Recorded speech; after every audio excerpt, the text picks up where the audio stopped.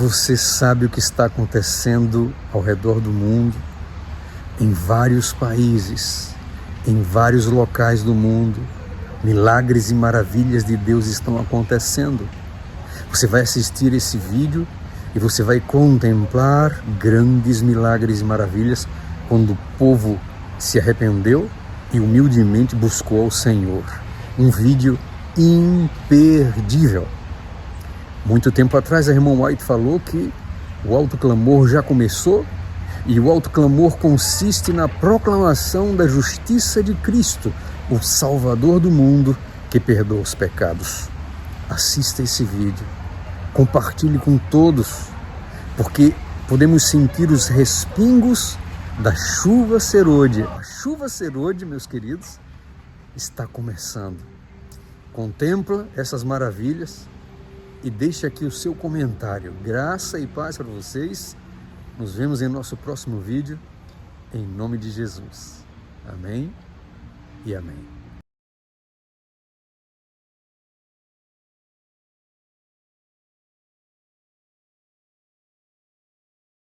Vou direto ao assunto. Deus não muda. Deus nunca mudou. Deus nunca mudará. Ele é o mesmo. Nós mudamos. Onde está o Deus de Moisés e o Deus de Elias? Onde está o Deus de Josué? Por que as coisas acontecem na Bíblia e não acontecem em nossas vidas? É porque Deus tirou férias? É porque não precisamos de milagres? Ou achamos que não precisamos de milagres? Ou não vivemos como deveríamos? A Bíblia é tão clara, tão evidente que Deus tem um plano para nós.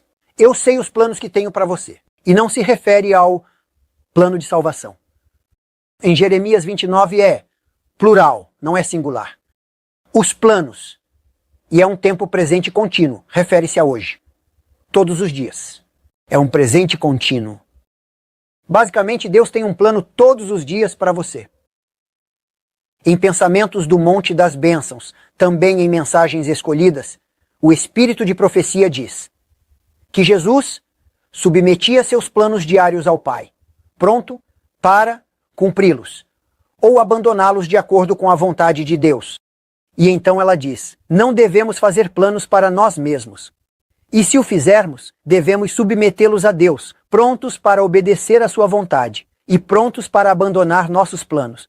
E devemos receber o plano dele para cada dia para nós, porque os planos dele são mais importantes do que os nossos planos. E enquanto servirmos a ele e fizermos o que ele diz, ela diz, ele prometeu que proverá para nós melhor do que pensamos. E eu tenho a citação, posso colocá-la na tela. Na verdade, posso fazer isso durante este fim de semana. Por quê? No mundo nós, que nos chamamos de cristãos, seguidores de Jesus, estamos tão interessados em nossos planos, que nunca temos tempo para os planos de Deus? E vamos a Deus em oração, e buscamos sua bênção para nossos planos, em vez de darmos nossa bênção para os planos dele. E queremos sua ajuda para cumprir nossos planos, em vez de darmos nossa ajuda para cumprir os planos dele. Quando Jesus partiu, ele nos deu uma, e apenas uma missão. E isso não foi uma sugestão, não é? A grande sugestão é a grande comissão. Isso foi uma ordem. Isso foi um comando. Jesus veio e pagou com sua preciosa vida, o Deus do universo, para salvar as pessoas. E ele nos deu uma missão. Nós não somos uma igreja, somos um movimento. Assim que perdemos a missão, não temos razão para existir. Nossa missão é salvar os perdidos, amar as pessoas, como Jesus ama as pessoas. E devemos usar cada oportunidade. Nunca devemos perder um segundo, porque ele nunca volta. Toda vez que viajo, estou extremamente cansado porque viajo sem parar, viagem após viagem, e eu quero ficar sozinho para poder descansar um pouco. E eu entro no avião e sou tentado a dizer, Senhor, por favor, me ajude a ficar sozinho e que ninguém se sente à minha esquerda ou à minha direita, para que eu possa fechar os olhos. E então, um segundo depois eu digo, porque no mundo sou egoísta, pensando em mim mesmo. E a citação de Mensagens Escolhidas, volume 1, vem à minha mente, onde ela diz, Ser egocêntrico é exibir o caráter de Satanás. Ser egoísta é mostrar o caráter de Satanás. E ela diz, Jesus veio para servir e ele esqueceu e renunciou a si mesmo em prol dos outros. E ele nos chamou para sacrificar o eu. Ele não nos chamou para bênçãos. Ele nos chamou para o sacrifício. Na verdade, não há bênção quando você busca uma bênção. Pessoas que dizem, eu vou à igreja para receber uma bênção, nunca recebem uma.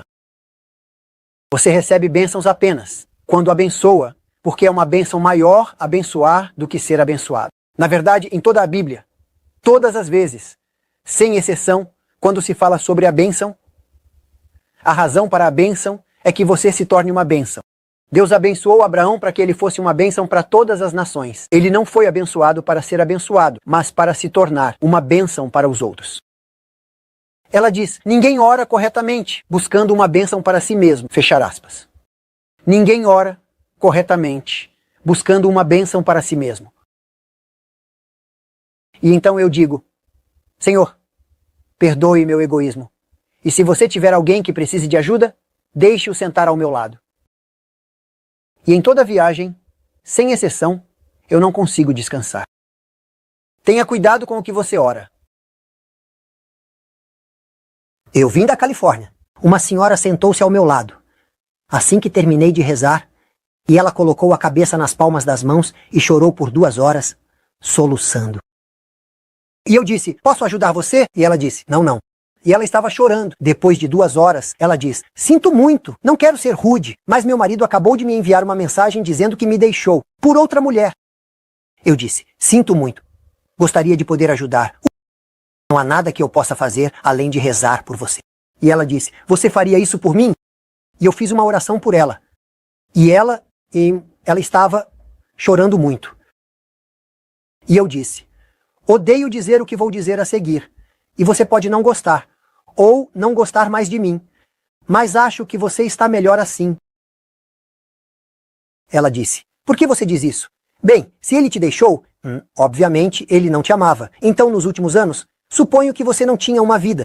Ela disse, você está certo? Nos últimos 2 anos, ele nem fala comigo. Ele torna minha vida miserável. Eu disse, está vendo? E eu disse, você viveu essa vida miserável. Basicamente, você sofre agora, mas depois segue em frente. Ele não te merece. Ela disse, você está certo, mas é difícil. Eu disse, bem, é por isso que estou orando por você. E então ela disse, com o que você trabalha? Eu disse, bem, eu sou pastor. Ela disse, isso explica tudo. E eu disse, você quer um pouco de conforto? Ela disse, sim. Peguei meu livro da pasta. Eu disse, leia algo. Ela disse, é sobre igrejas e doutrinas? Eu disse, não, é sobre você e Deus. Ok, eu posso ler isso. Quando pousamos em Atlanta, Geórgia, ela terminou o livro. Ela estava chorando, me abraçou muitas vezes. E então ela disse, aprendi nesta viagem que Deus é mais real do que eu jamais soube. E que eu preciso de Deus mais do que da vida. Eu disse, bem, louvado seja o Senhor. Nesta viagem vindo para cá, novamente, um legista, um oficial militar, sentou-se ao meu lado e ele estava jogando. E eu estava lendo no meu iPad, de Profetas e Reis. E ele disse, você é uma pessoa religiosa. Eu disse, sim. Eu disse, você não é? Ele disse, bem. Eu disse, o que significa bem? Ele disse, bem. Eu disse, não, traduza para mim. Ele disse, temos 3 filhos. Um deles, quando tinha 4 anos, um carro passou por cima dele. E esta é a foto da criança antes e esta é depois. Ele tem danos cerebrais para o resto da vida. Se Deus é bom, por que ele permitiria isso? E eu disse a ele, eu desafio você a estar no céu, para perguntar a ele porque eu não tenho a resposta. Mas até lá, vou te perguntar, por que Deus permitiria que seu próprio filho sofresse na cruz? E eu disse, nós nascemos neste mundo, no contexto do pecado, da dor e da morte. Mas esta vida é curta e não estamos aqui para esta vida. Então, você precisa mirar na vida eterna, porque seu filho estará lá e você não quer que ele esteja sem os pais. E você quer estar com ele lá quando ele estiver saudável. E você terá a eternidade com ele e ele estará saudável. Ele disse: bem, ninguém me deu esse tipo de esperança antes. E conversamos. Entre Washington e Los Angeles. 5 horas, até eu quase perder a voz. E em toda a viagem, literalmente, sem exceção, quando eu digo, Deus, eu quero servir, eu quero esquecer de mim mesmo. Por que não fazemos todos isso? Não estou dizendo que sou um exemplo, porque minha tentação é tirar uma soneca. E simplesmente esquecer de todo mundo. Eu só preciso descansar, sabe?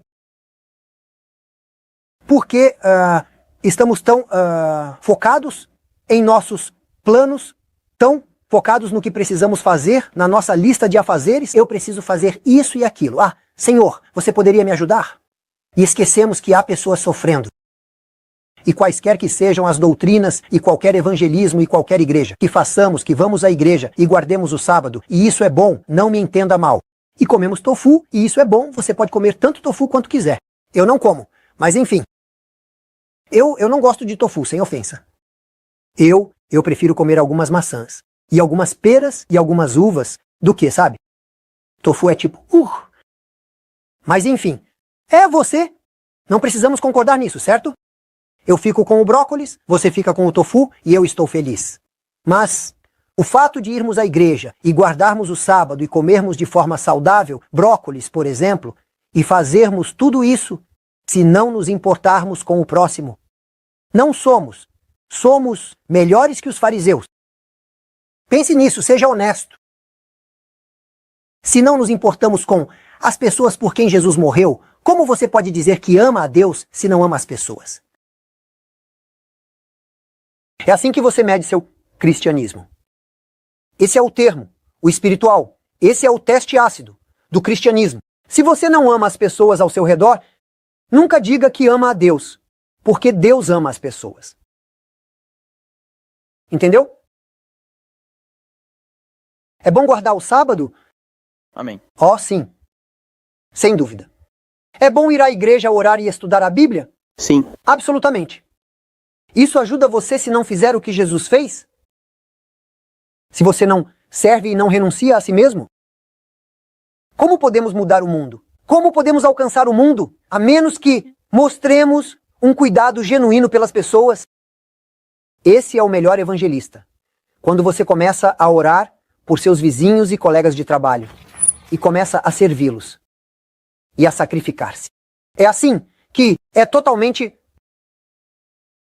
incomum para esta sociedade egocêntrica, e as pessoas veem isso. E é assim que elas sabem que somos como Jesus. E então, isso não é um sermão a propósito. E assim, Deus nunca mudou. Mas a maneira como oramos em nossos dias é tão egocêntrica.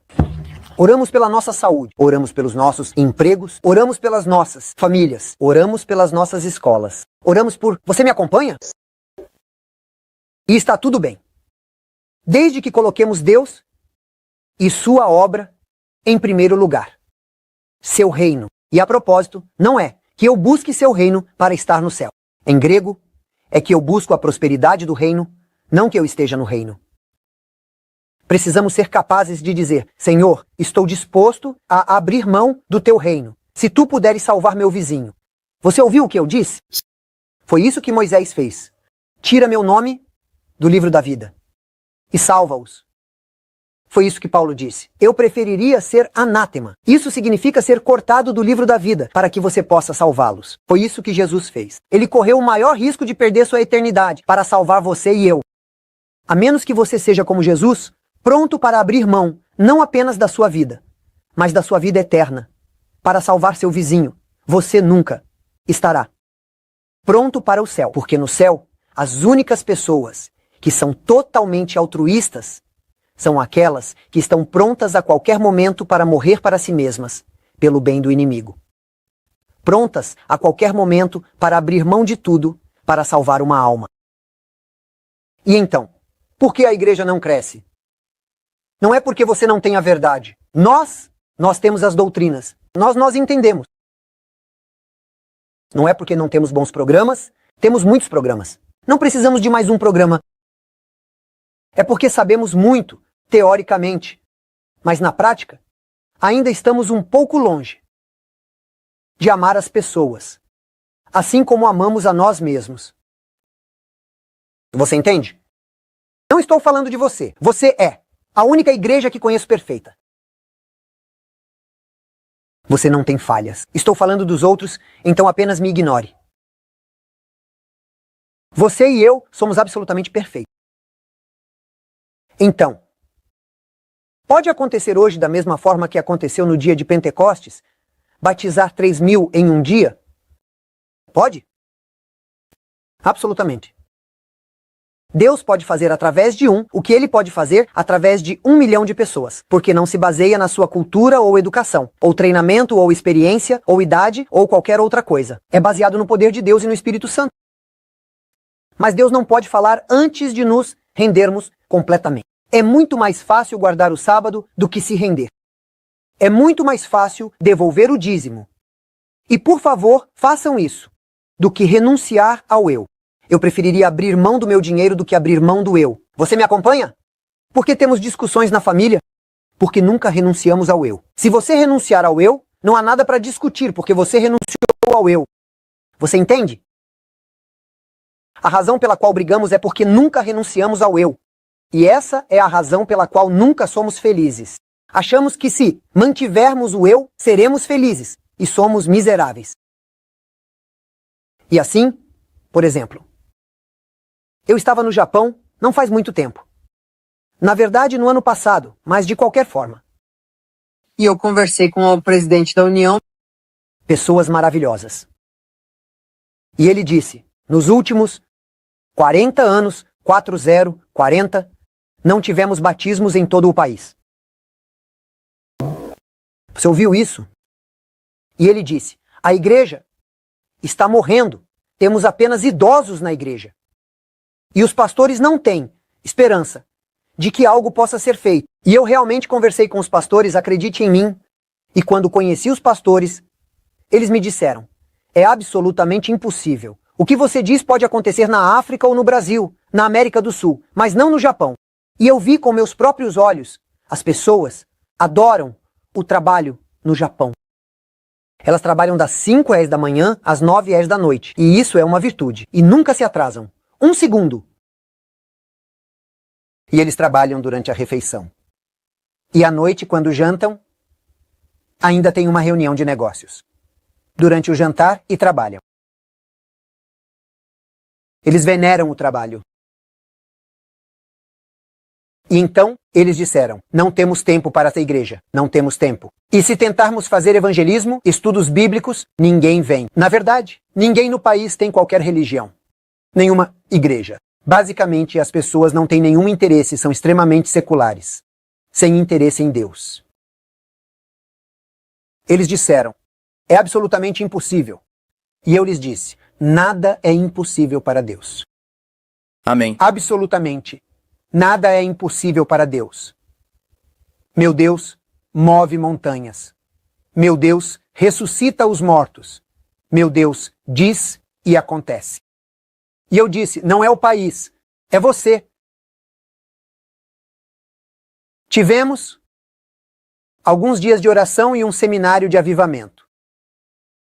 E depois, um batismo. E na semana seguinte, 32 batismos. E então, Jerry Page, Ron Clouzet e Dwight Nelson foram lá. E eles fizeram mais treinamentos e depois fizeram evangelismo e Ted Wilson. Eles fizeram evangelismo e mais 152 foram batizados, mais 32, isso dá 184. Isso pode não ser nada aqui. Mas para o Japão, isso é inédito. Eles ficaram tão animados. Foi como o dia de formatura. Pulando, gritando, dançando a dança sagrada e... Eles disseram, podemos fazer de novo no próximo ano? E eles fizeram evangelismo em aproximadamente 50 locais. Não me lembro precisamente do número de locais, acredito, que em cerca de 50 locais. Então isso aconteceu no Japão. Pode acontecer. Na Itália eu estava em 2017, na Tchequia, na República Tcheca, em Praga. E eu estava falando para a divisão transeuropeia. E enquanto eu falava, depois que terminei meu seminário, Paolo Benini, que é o coordenador da escola sabatina, levantou-se e disse: "Bem, e eu quero dar um relatório." E ele deu o relatório. E ele disse: "A Itália é secular. Os italianos podem ser chamados de católicos, mas eles não vão à igreja. Eles odeiam o Papa. Muitas regras. E nas igrejas, você encontra apenas turistas e pessoas idosas."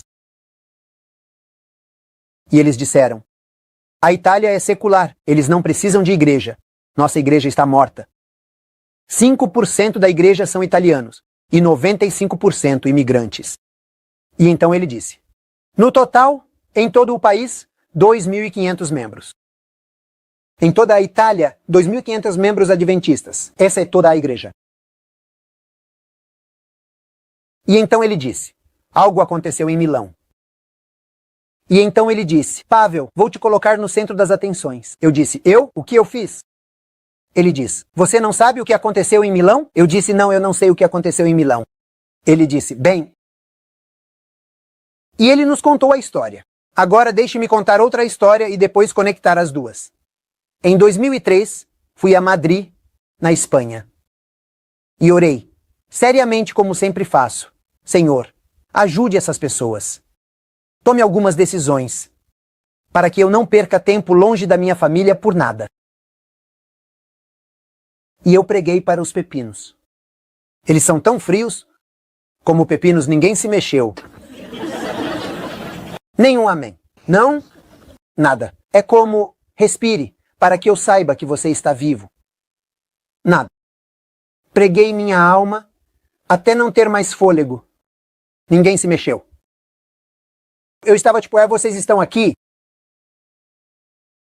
Silêncio.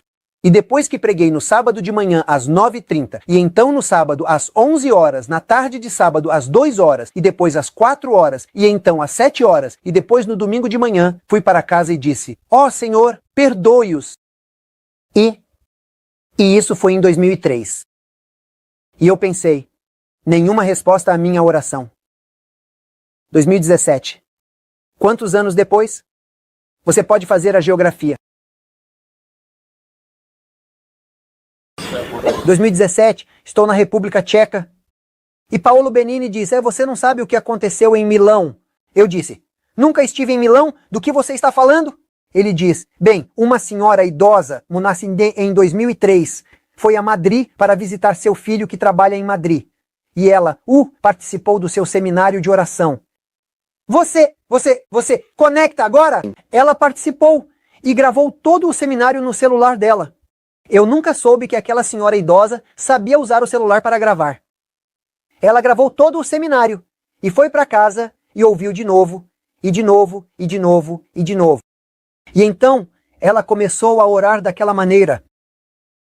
E ela começou a orar primeiro pela honra de Deus, e pelo trabalho de Deus, e pelos vizinhos dela, e pela família dela, e pela salvação das pessoas, e pela igreja, e pela cidade. E quanto mais ela orava pelos outros, mais ela esquecia de si mesma, porque ela costumava orar por si mesma o tempo todo. E nunca fazia nenhum progresso, nunca obtinha nenhuma vitória, nunca conseguia. Sempre quanto mais orava, mais lutava. Agora, ela começou a orar pelos outros, e começou a ser abençoada, e começou a crescer e a obter vitória, após vitória. E ela percebeu que seus filhos voltaram para a igreja e que seu marido voltou. E ela orou mais pela igreja e pelos vizinhos. E então ela diz: a igreja precisa entender isso, que enquanto nos concentrarmos em nós mesmos, nunca faremos progresso. Mas quando nos concentramos na missão que Deus nos deu, então Deus pode nos abençoar também. E ela digitou o seminário de oração do celular em um folheto de 44 páginas. E então fez 16 cópias, porque naquela igreja de 40 membros havia cerca de 20 pessoas participando, em um bom sábado, e cerca de 15 em um sábado ruim. Então ela fez 16 cópias e deu uma cópia para cada senhora idosa. E ela diz: quero que você leia isso e faça isso.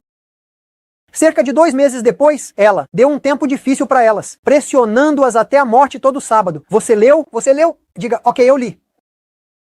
2 meses depois ela diz, quero que tenhamos uma reunião de oração. E elas decidiram orar um dia por semana, e se encontrariam de manhã, às 6h30. E depois de um mês, disseram, sabe, podemos ver mudanças em nossas famílias, podemos ver mudanças em nossa vida. Depois de uma vida sendo adventista e sem mudanças, após um mês, finalmente vejo mudanças. Agora vejo como as coisas acontecem.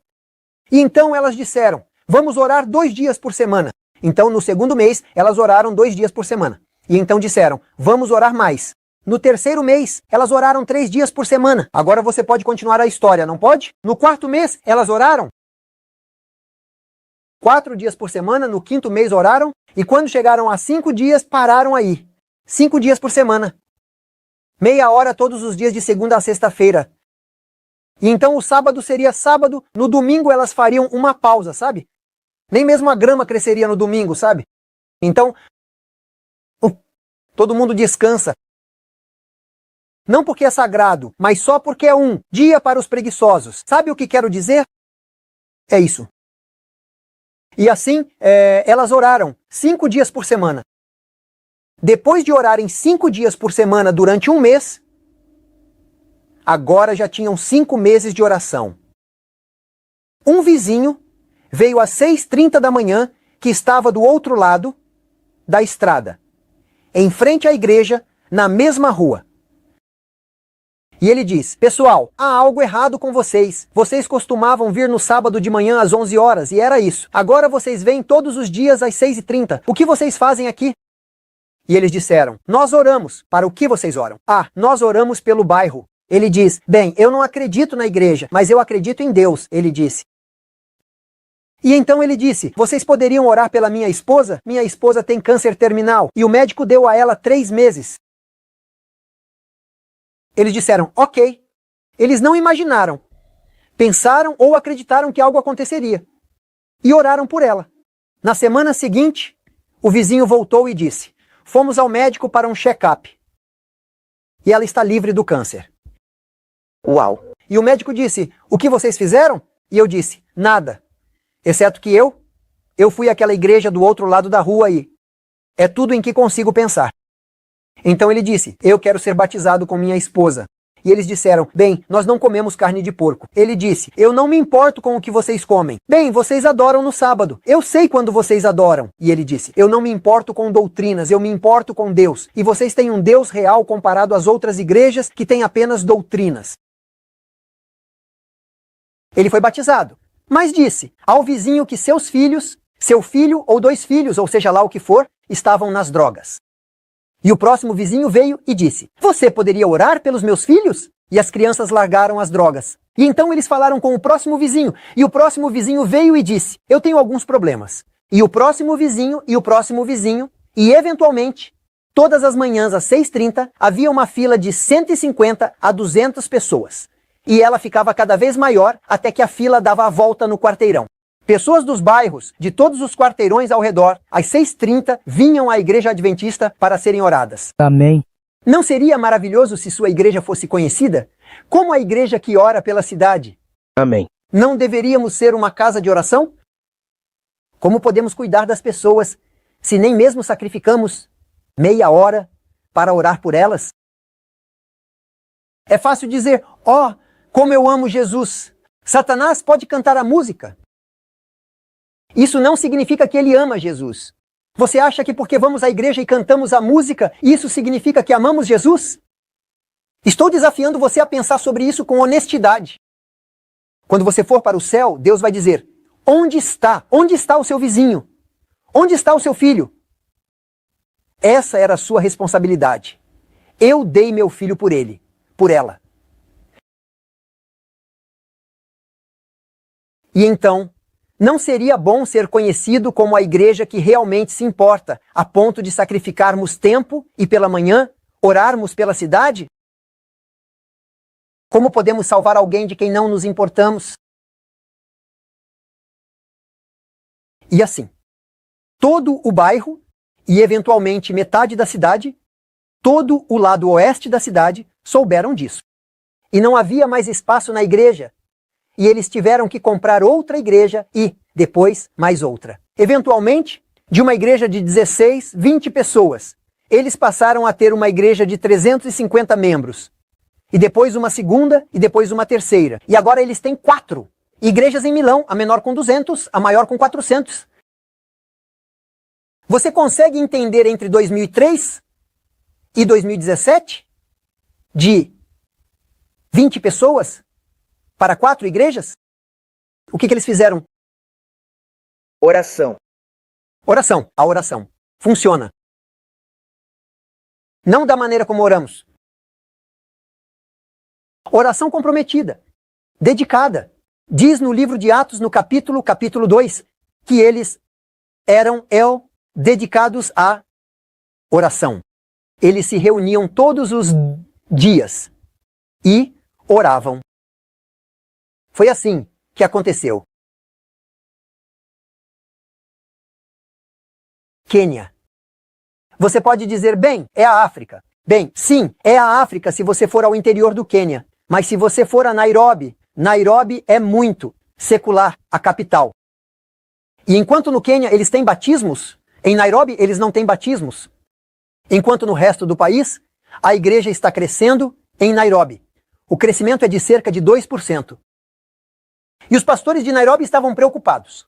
Por que não crescemos? Bem, porque as pessoas em Nairobi são seculares e estão preocupadas com empregos e negócios. E então, pastores de Nairobi, um grupo de 10 pastores, se reuniram há um ano. E eu tenho as fotos, posso mostrar as fotos, se reuniram e oraram. E eles oraram por um mês e nada aconteceu, todas as noites, das 18h30 às 19h30, por 1 hora, e eles oraram por um segundo mês, nada aconteceu, e oraram por um terceiro mês, nada aconteceu. No 4º mês de oração, eles receberam um telefonema. Um pastor de uma igreja não denominacional liga e diz, ouça, eu estava estudando e descobri que o sábado não é domingo. E eu pesquisei no Google e vocês são a única igreja que guarda o sábado. Podem me enviar alguns materiais, alguns estudos bíblicos para que eu aprenda mais sobre o sábado.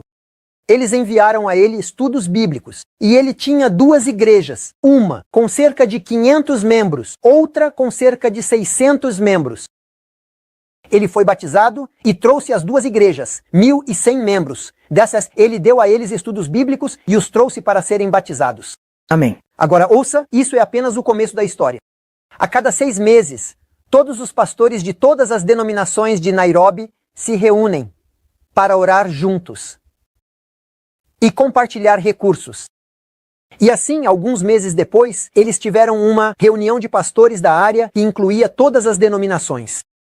Esse cara, não pastores adventistas, esse cara fez 2.000 cópias dos estudos bíblicos, às suas custas, às custas de sua igreja, e compartilhou os estudos bíblicos com todos os 2.000 pastores de Nairobi, de todas as denominações. E ele contou a eles sua história. 196 pastores não adventistas, foram batizados. E a maioria deles, cerca de 80%, trouxe suas igrejas junto. Aproximadamente 350.000 pessoas foram batizadas em Nairobi, porque 10 pastores, durante 5 meses, se reuniram e oraram pelo Espírito Santo e por um avivamento. Eu poderia contar mais e mais histórias. É possível. A razão pela qual isso não acontece é porque estamos muito ocupados com nós mesmos e esquecemos que essas coisas vão queimar. Não levamos nada para o céu. O único tesouro que levamos para o céu são as pessoas que salvamos. Foi por isso que Jesus morreu, por nada mais. Jesus não morreu para que tenhamos uma vida confortável. Se você tem casas, pode doá-las para mim. Não, para mim, para a igreja. Carros, estou brincando. Não há nada de errado em ter um bom carro ou uma boa casa, louvado seja o Senhor. Desde que você faça de Deus uma prioridade. Abraão era rico, maravilhoso. Jó era rico. Mas se Deus não é uma prioridade, então qualquer coisa que você coloque antes de Deus, isso é o seu Deus. Deus deve vir acima de qualquer outra coisa em sua vida. literalmente qualquer coisa. Trabalho, escola, saúde, família, você mesmo. Se Deus não vem acima de tudo em sua vida, então você tem outros deuses. A razão pela qual Deus não pode nos usar hoje é porque somos idólatras. Nós adoramos ídolos, dizem profetas e reis. Quando Deus falou com Elias. Depois que ele fugiu de Jezabel. Diz lá que Deus hoje tem seus servos. E Deus pode usar qualquer um, desde que coloquem Deus e sua obra em primeiro lugar. E que Deus é capaz de fazer um avivamento como fez naquela época, desde que oremos da maneira que ele orou. E então diz que ele era um homem como nós. Ele tinha fraquezas. Ele ficou desanimado. Ele era apenas um ser humano normal. Ele não era o Superman usando supercola e supercarro. Ele era um ser humano normal. Mas quando ele orava, Deus agia. Quando ele parava de orar, ele caía. Porque não há nada em nós para nos manter fortes. É apenas o poder do Espírito Santo. E assim, eu poderia dar exemplo após exemplo. Eu tinha um membro da igreja em Wisconsin, e ele ia para uma igreja muito pequena chamada Delavan. Muito pequena. Quem? 40 pessoas, todas elas idosas.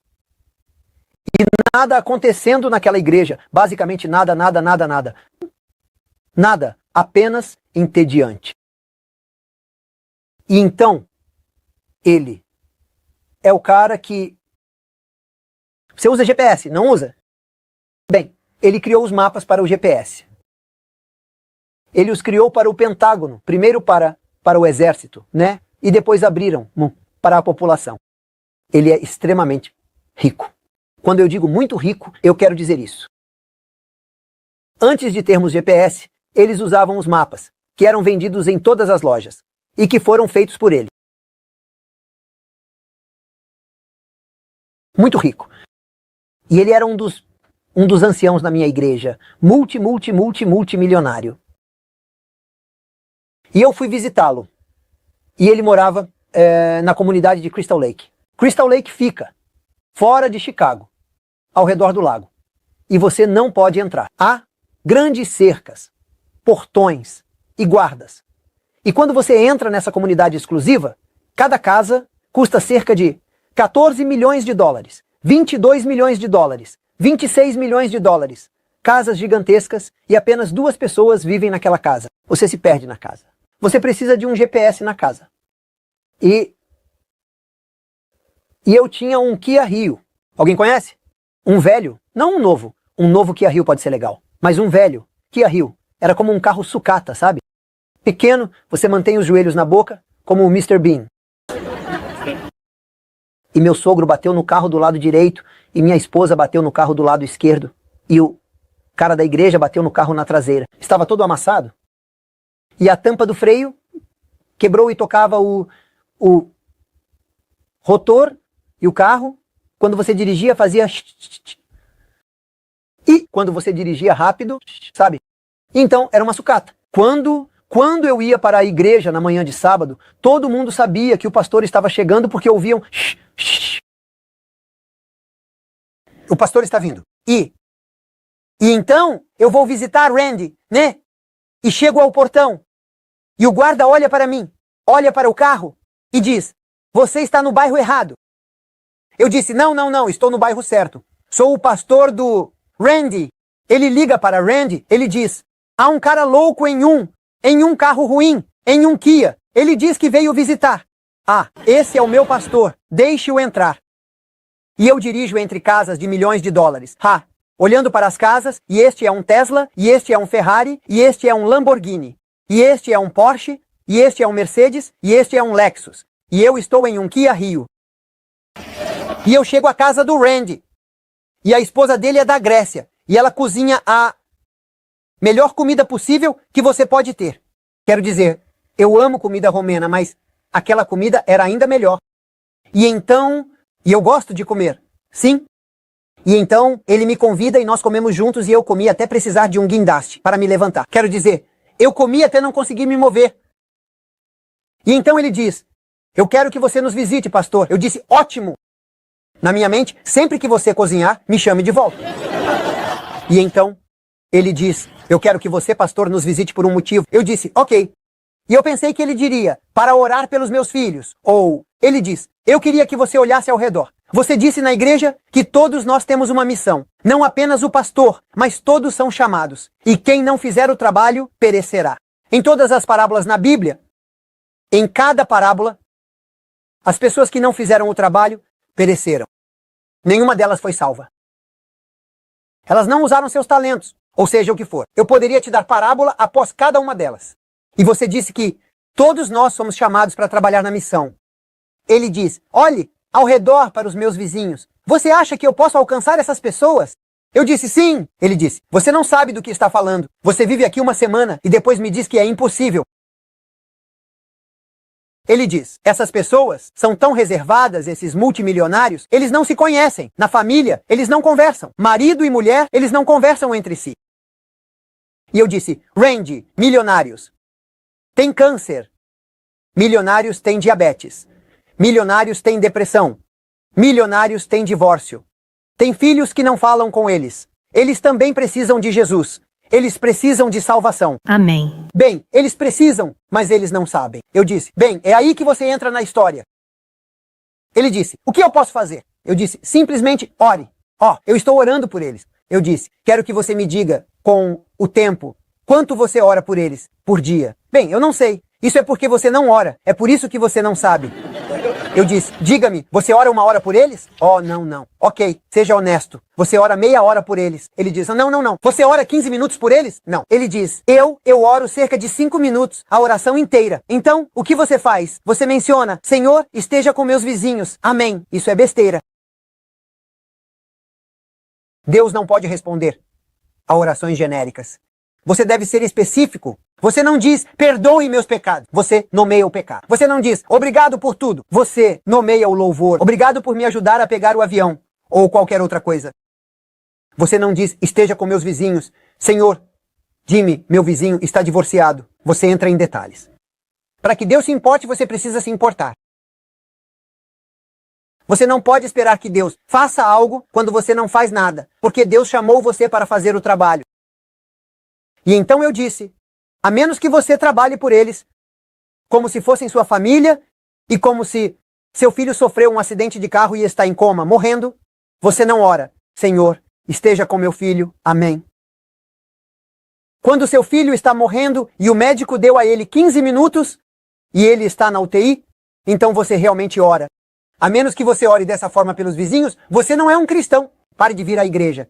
Então do que você está falando? Eu disse, você não é bom para a igreja. Você causa dano a... Você representa mal o caráter de Deus. Ellen White diz em Mensagens Escolhidas, que pessoas que vêm à igreja e não mostram o caráter de Cristo, elas representam mal a Deus e causam dano à igreja. Alô? Você ouviu? Você ouviu. Mas você está quieto. Alguém? E então... E eu disse, você precisa parar de vir à igreja. Você arrasta a igreja para trás. Ele olhou para mim e disse, você está falando sério? Eu disse, sim. Não precisamos de números, precisamos de qualidade. Ele disse, o que você quer que eu faça? Eu disse, eu acabei de te dizer, ore. Ele diz, bem, quanto tempo devo orar? O tempo que for necessário. Quanto tempo? Elias deveria orar. 2 vezes, 3 vezes, 7 vezes, 10 vezes? Quanto tempo? Até a chuva. Veio. Você acha que se a chuva não viesse na 7ª vez, ele teria... eu orei 7 vezes, não vou orar mais. O tempo que for necessário. Você me entende? Como Jacó, não vou te deixar ir antes. O tempo que for necessário. Senhor, aqui estou. Mate-me se quiser. Mas não vou parar. Ele disse, bem, isso é demais? Eu disse, então pare de ir à igreja. Você quer que eu seja tão sério na oração? Não deveria ser? E eu disse, você já tentou? Não. Então você se considera um cristão? Ele disse, sim. Eu disse, bem. Então você está mentindo para si mesmo. Porque quando Jesus vier, ele vai dizer, eu não te conheço. Bem, Senhor, eu estou indo à igreja, estou fazendo evangelismo. Eu como brócolis e faço a escola sabatina. É assim que nos enganamos. Os fariseus faziam isso também. E eu disse, quero que você tire um mês e ore por eles 1 hora todas as manhãs. Ele diz, eu não posso fazer isso, eu tenho um trabalho. Desista do trabalho. Eu não posso fazer isso. A propósito, não precisamos desistir de nossos empregos, ou de nossas casas, ou de nossas famílias. Só precisamos colocar Deus acima deles. Você entende? Agora, se você coloca outra coisa acima de Deus, isso é o seu Deus. E o que quer que você não desista, você perde. O que você está disposto a perder é o que você mantém. Eu não sei se você entende o que estou tentando dizer. O que quer que você queira manter e perder Deus, você perderá. Mas o que você está disposto a perder por causa de Deus é o que você consegue manter. Porque quem quiser salvar sua vida, a perderá. E quem estiver disposto a perder sua vida por Jesus, a salvará. Se você quiser guardar seu pão, você o perderá. Mas se você espalhar seu pão, quantas vezes você receberá de volta?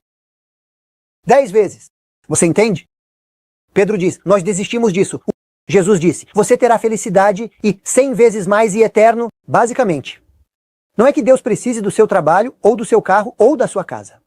É que Deus quer que você o ame acima dessas coisas. Então eu disse ao Randy, você precisa entender que se não pode orar 1 hora por eles, ore meia hora por eles. Mas eu preciso ir trabalhar. Então acorde meia hora mais cedo. Bem, então eu preciso do meu sono. Não. Você precisa amar Jesus mais do que seu sono. E a propósito, vá dormir meia hora mais cedo se precisar de, tantas horas de sono. Bem, eu estou assistindo as notícias. Desligue. São todas más notícias. Nunca há boas notícias. Boas notícias não. As pessoas não estão interessadas em boas notícias. As pessoas só gostam de más notícias. Então ele disse, isso significa que eu realmente preciso mudar meu horário. Eu disse, sério? Você está brincando comigo? Você tem um horário para o trabalho. Você tem um horário para a escola. Mas você não tem um horário para Deus? Então, quão importante é Deus na sua vida? Se você não reserva tempo para Deus, para oração, para serviço, você me entende? Ele disse, ok, pastor, eu me comprometo a meia hora. Eu disse, finalmente temos um cristão na igreja. Um bom começo, hein? Ele orou por um mês e me ligou. Nada aconteceu. Eu disse, você não ora para que algo aconteça. Você ora porque a oração é o fôlego da alma. Você quer estar vivo, não quer? Então continue respirando. Continue orando. Por que Deus não responde? Porque você não está pronto para fazer o que Deus diz. Ou eles não estão prontos. Então você precisa continuar orando para que Deus possa preparar isso. E assim, ele continuou no 2º mês. E então ele continuou no 3º mês. Ele me ligou como 1 milhão de vezes. Devo continuar? Eu disse, pare de me ligar. No 3º mês, ele me ligou e disse, eu orei e comecei a sentir a voz de Deus. Ele disse, eu fui adventista a vida toda. Ele era um MK. Você sabe o que é um MK? Filho de missionário. Nascido na Índia. Seu pai foi missionário por 31 anos na Índia. Ele diz, eu sou um MK, não PK, que é filho de pastor. Sou um MK. Fui adventista a vida toda e meu pai, o pastor a vida toda. E ele diz, nunca na minha vida até agora entendi o que significa caminhar com Cristo. Ele diz, comecei a entender como Abraão, como Moisés, como os outros caminharam com Cristo. E ele diz, comecei a sentir a voz de Deus. A propósito, toda a Bíblia, de Gênesis a Apocalipse, está cheia desses versículos onde Deus quer viver com você. Deus construiu um santuário para viver entre eles. Deus, por toda a Bíblia, fala com seu povo no Antigo e no Novo Testamento. Por toda a Bíblia, Deus fala com Paulo, Deus fala com José, Deus fala com Elias. Por que Deus não fala com você e comigo? Pode ser porque não temos ouvidos, para Deus? Nós não ouvimos a voz de Deus, apenas ouvimos outros sons. E ele diz, comecei a distinguir a voz de Deus. E eu senti a impressão quando o Espírito Santo fala comigo. E a Bíblia diz, minhas ovelhas conhecem a minha voz. Então, se você não conhece a sua voz, a resposta é óbvia. E ele disse, comecei a conhecer a sua voz.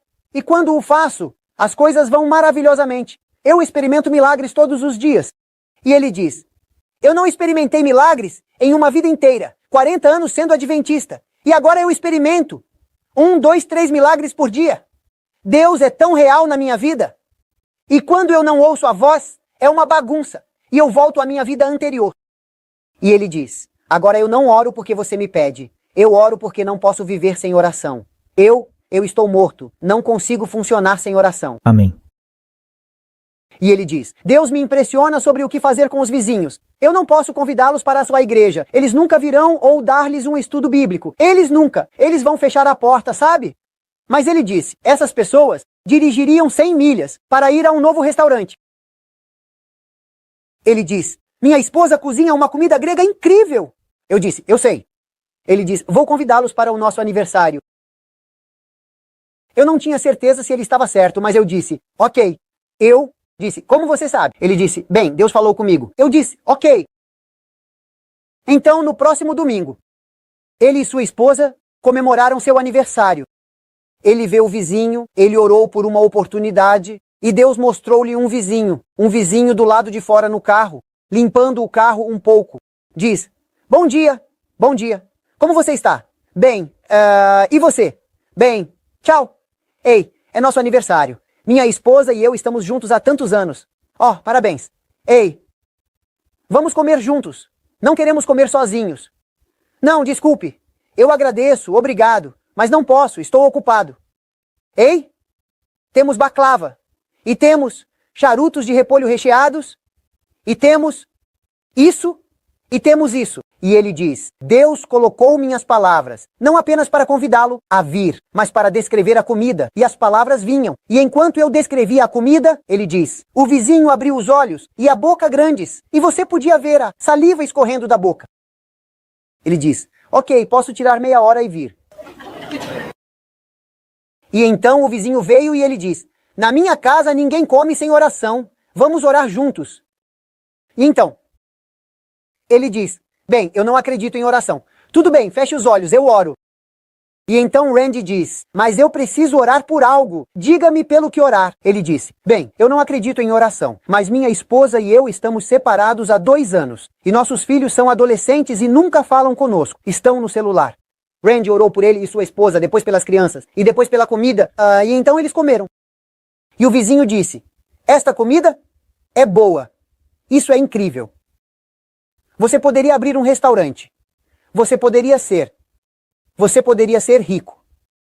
Ele diz, eu sou rico, não preciso de mais. E então o vizinho diz, podemos começar um negócio juntos? Você cozinha e eu patrocino? E ele ficou tipo, uau, isso é incrível. E então Randy diz, podemos jogar um jogo? E o vizinho diz, o quê? Jogar um jogo. O quê? Jogar um jogo.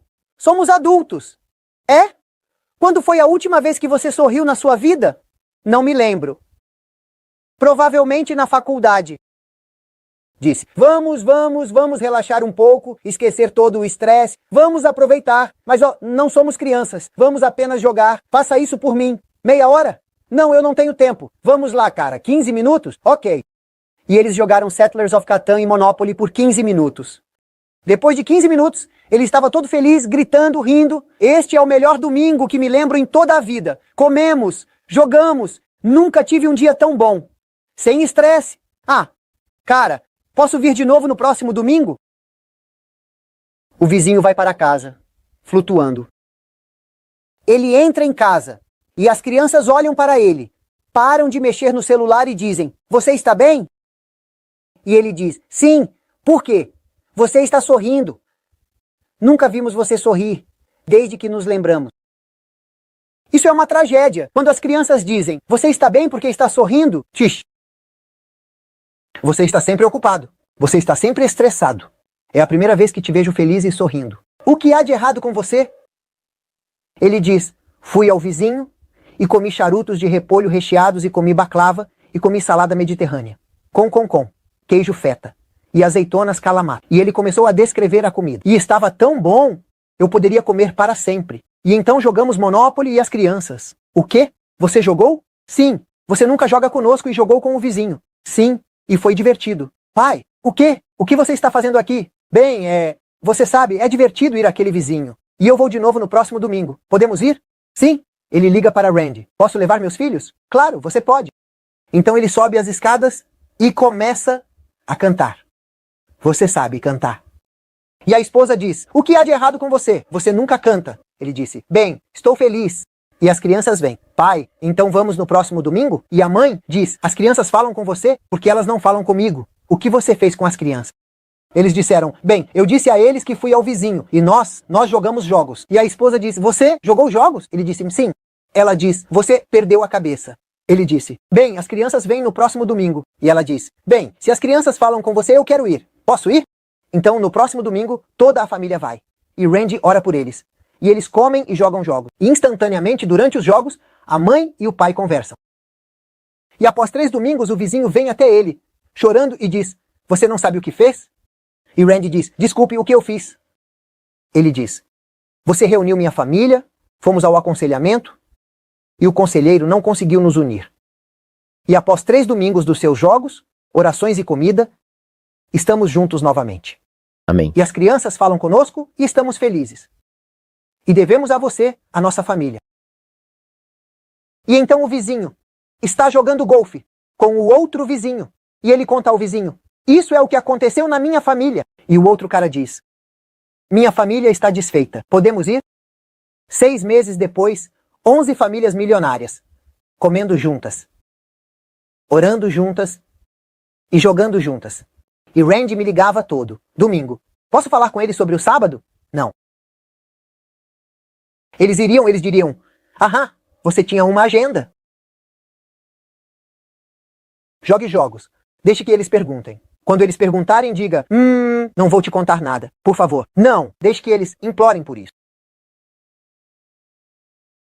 Então, eventualmente, Randy me liga. Eles disseram, Randy, por que você é diferente? Você vai à igreja no sábado. As pessoas que vão à igreja vão no domingo. Você está sempre bem vestido. Você sempre ora. Você está sempre feliz. Sua família está unida. Você come de forma saudável. O que é diferente em você? Ele disse, bem, são minhas crenças, minha religião. Você pode nos contar sobre sua religião? Não, por favor. Não. Vamos lá. Não. Todo mundo com sua religião, nós não falamos de religião e política. Vamos lá. Não, por favor. Tá bom. E eu disse a ele, não lhes dê muito, apenas dê um pouco porque eles não conseguem lidar com tanto. É como dar cálculo. Para uma criança da primeira série, isso não funciona. Então ele deu apenas um pouco e no próximo domingo, só um pouco. 2 anos depois, 44 milionários. Eu batizei 44 milionários. Também. Era a melhor igreja porque eles me levavam de Ferrari.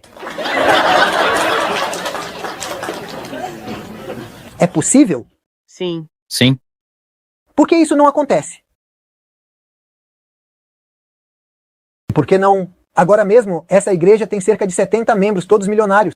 Imagine quão feliz está a conferência.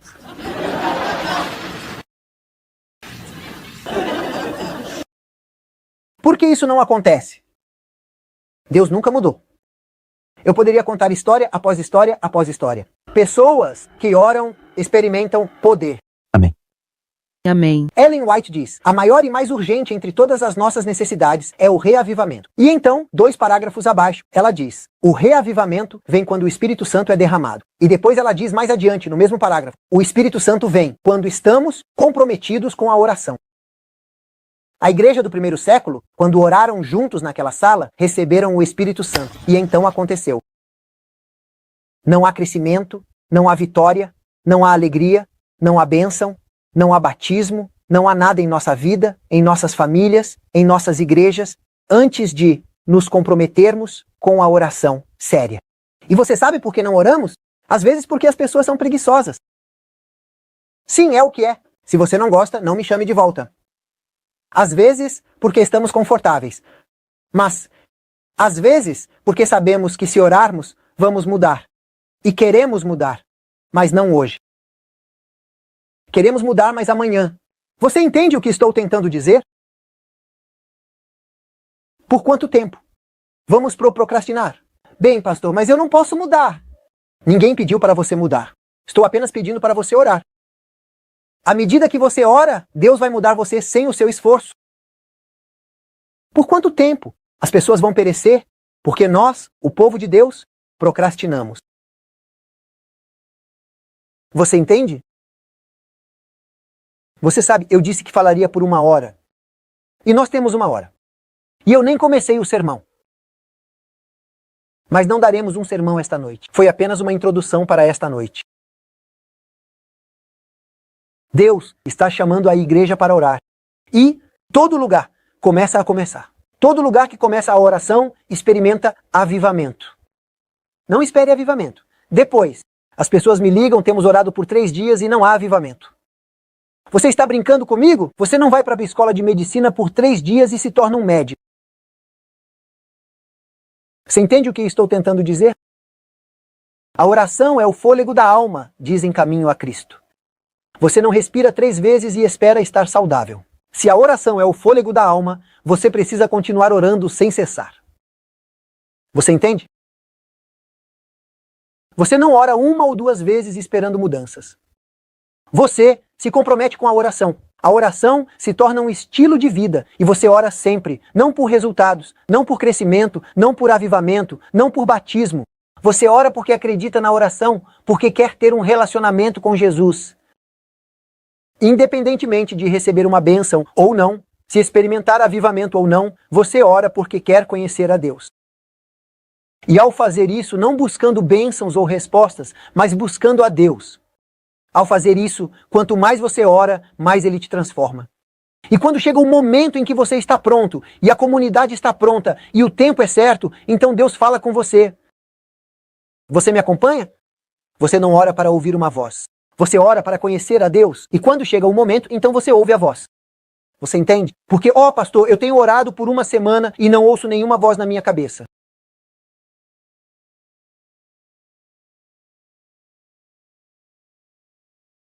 Cristo faz da oração um modo de vida. Eles não procuram bênçãos, eles procuram Jesus. Deus está te chamando para fazer isso. Não amanhã, mas hoje. Você não pode começar levantando 200 libras. Você precisa começar com 5 libras. Mas depois de 1 semana, você pode fazer 10 libras. E à medida que fortalece seus músculos espirituais, você pode fazer 15 libras. É assim que você começa a orar. Comece orando 10 minutos, 15 minutos. Mas comprometa-se a 15 minutos todas as manhãs. E depois de 1 mês, aumente. Dobre para meia hora. E depois de 1 mês, aumente para 1 hora. E então Deus te impressionará com quanto fazer. E às vezes eu acordo às 2 horas e oro. E às vezes, geralmente, eu acordo às 4 e oro. E eu peço a Deus noites, acorde-me sempre que souber que eu preciso. E Ele me acorda, às vezes cedo demais. Eu digo, você está brincando comigo? Mas Ele sabe que aquele dia vai ser um dia desafiador e eu preciso de uma medida dupla do Espírito Santo.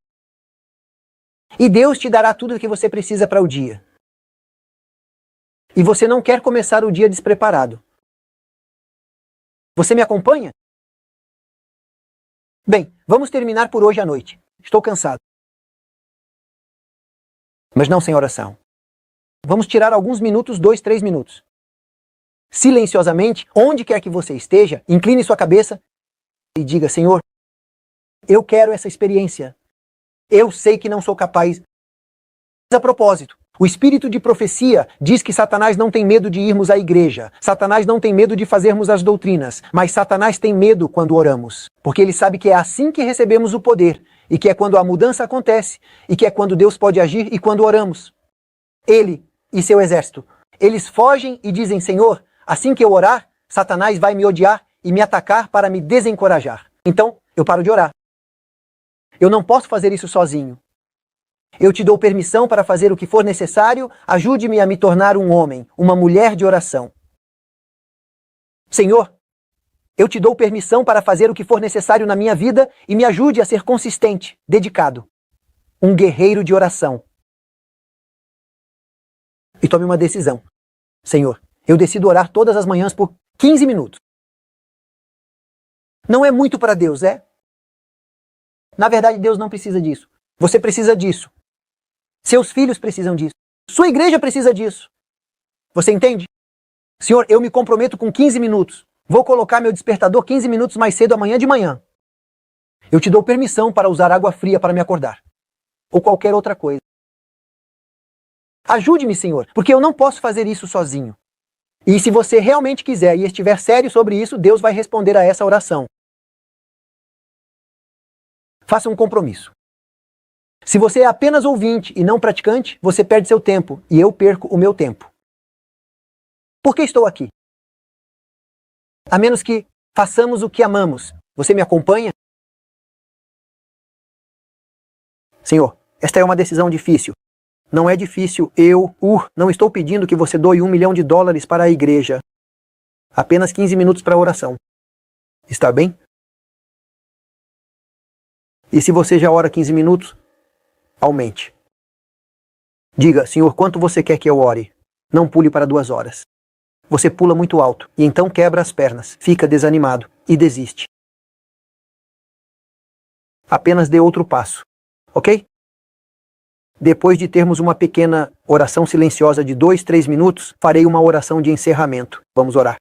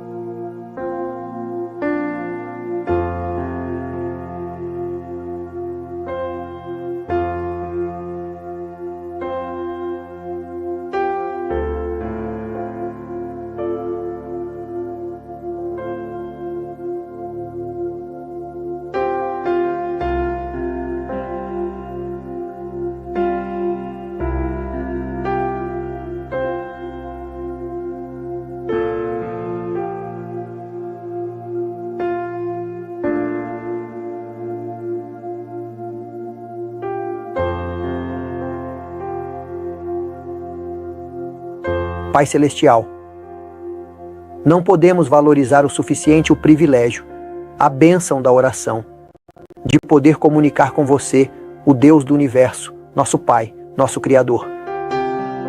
Muito obrigado pela oração. Obrigado pela promessa de que, se orarmos com honestidade e humildade, de acordo com a sua vontade, você responde às nossas orações. Na verdade, melhor do que pedimos. Pai, oramos para que você nos ajude. Queremos orar, essa é a razão pela qual estamos aqui esta noite. Mas sabemos que somos fracos e não podemos fazer isso com nosso próprio poder. Então damos a você permissão para agir e imploramos que nos ajude em nossa decisão.